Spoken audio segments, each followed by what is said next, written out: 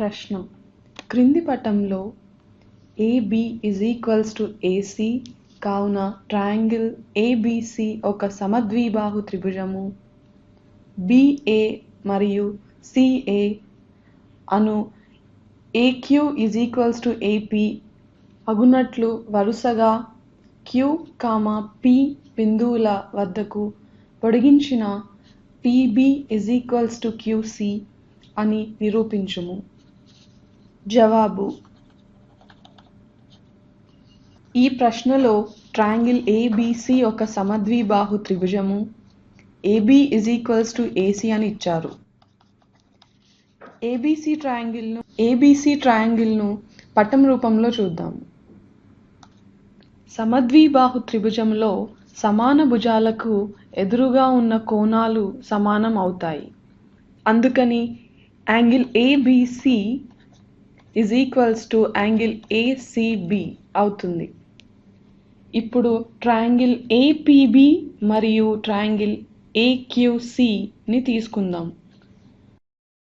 ఇందులో AB AC మరియు AP AQ. అలాగే యాంగిల్ PAB యాంగిల్ QAC అవుతుంది. ఎందుకంటే ఆ రెండు శీర్షాభిముఖ కోణాలు అంటే వర్టికలీ ఆపోజిట్ యాంగిల్స్. ఇందులో రెండు భుజాలు ఒక కోణం సమానం అయ్యాయి. బు-కోబు నియామకం ప్రకారం అంటే సైడ్ యాంగిల్ సైడ్ ప్రాపర్టీ ప్రకారం triangle APB similar to triangle AQC అంటే ఆ రెండు సరూప త్రిభుజాలు. ఈ రెండు సరూప త్రిభుజాలు అయినప్పుడు వాటిలోని అన్ని కోణాలు మరియు భుజాలు సమానం అవుతాయి. అందుకని PB QC అవుతుంది. ఇదే మనకు కావలసిన జవాబు. ఇప్పుడు మరో ఉదాహరణ చూద్దాం. ప్రశ్న: ట్రయాంగిల్ ABCలో AD అనేది BC భుజమునకు లంబ సమద్విఖండన రేఖ. ట్రయాంగిల్ ABC AB AC అయ్యేటట్లున్న సమద్విబాహు త్రిభుజమని చూపండి. జవాబు: ఈ ప్రశ్నలో ట్రయాంగిల్ ABC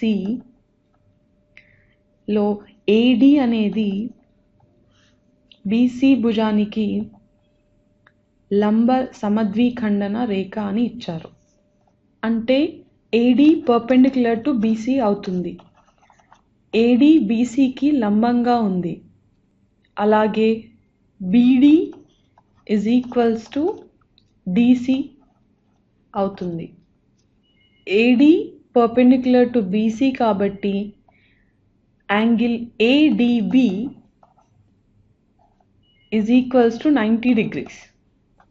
అలాగే యాంగిల్ ADC 90 degrees అవుతాయి.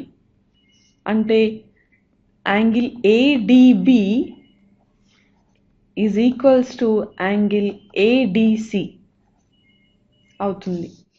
ఇప్పుడు ట్రయాంగిల్ ADB మరియు ట్రయాంగిల్ ADCని తీసుకుందాం. ఈ పటంలో BD DC అలాగే యాంగిల్ ADB యాంగిల్ ADC అని మనకు తెలుసు. AD AD ఎందుకంటే అది ఉమ్మడి భుజము అంటే కామన్ సైడ్. ఇందులో రెండు భుజాలు ఒక కోణం సమానం.